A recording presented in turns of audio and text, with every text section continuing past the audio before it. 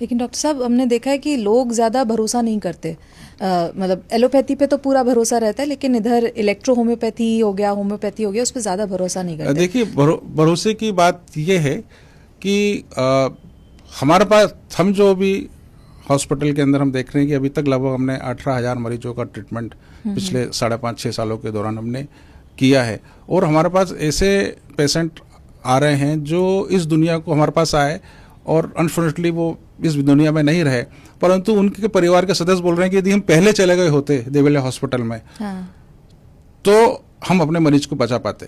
और वो बोलते हैं कि नहीं, आप देवेले हॉस्पिटल में जाके इलाज करिए।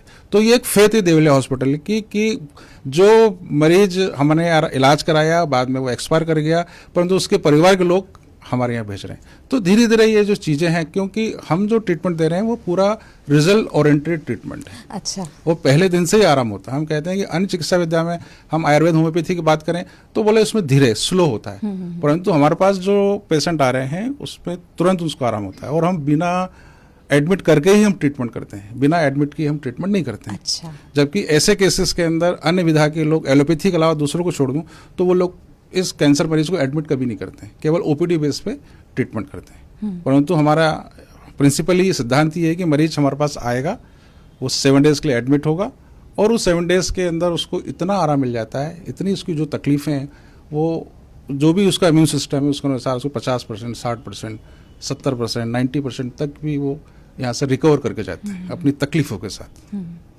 तो लेकिन मैं आपसे यही जानना चाह रही थी कि इस पूरे आपकी जो जर्नी रही है 35 साल की, इसमें लोगों को भरोसा दिलाना और ये मतलब एक इलेक्ट्रो होम्योपैथी को इस्टेब्लिश करना, इसमें काफ़ी मुश्किलों का सामना करना पड़ा होगा। क्या क्या चैलेंजेस आए आपके सामने? देखिए, देवेले हॉस्पिटल आज पूरे देश और दुनिया में एक सबसे ज़्यादा ट्रस्टेड हॉस्पिटल हो गया।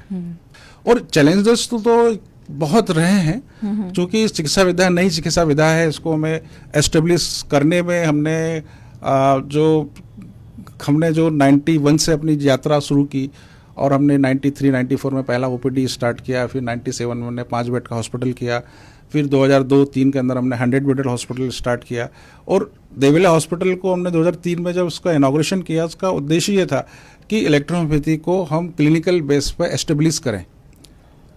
और वहाँ पर हमने ऐसे पेशेंट को एडमिट करके और हमने जो इलाज किया, जो अनुभव हमने लिए हैं उन मरीजों को इलाज करने के बाद में, तो 2019 में यही हमारा सबसे बड़ा कारण रहा कि हमने जो 91 से लेके 2018 तक हमने जो भी रिसर्च किया, वो 2019 में हमने स्पेशल कैंसर हॉस्पिटल स्टार्ट किया है। अच्छा।